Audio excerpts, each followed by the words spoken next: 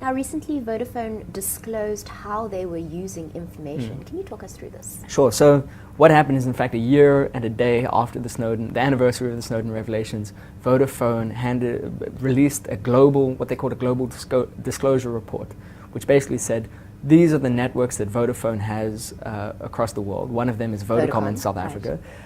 These are the networks we have across the world. This is how often in the last year we have allowed governments to surveil our users on those networks. So here it is for Italy and Tanzania and whatever.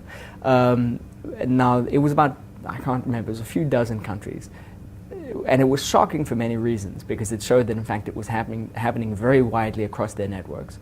Always in terms of a local law that required them to do it. But South Africa was one of 6 countries where in fact they couldn't provide any information about how often surveillance had taken place on their networks. And that is because RICA forbids the company from providing information to its users about surveillance, about how often government is accessing your data. And that's not just listening into the phone calls or receiving the text, but that's also getting metadata, for instance. So the time of the call, who you called, or the time of the SMS, or the subject line of the email.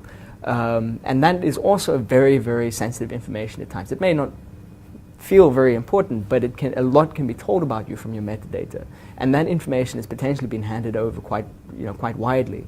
But South Africa is one of the countries where we don't know how often it's happening. And it really showed that Vodafone, which is, as I said, not a company internationally which has shown a huge amount of respect for its users' privacy in the past, is clearly trying to make amends in the post-Snowden moment, saying we recognize that the global debate around privacy has shifted. We recognize that we haven't been doing very well, but here's a disclosure.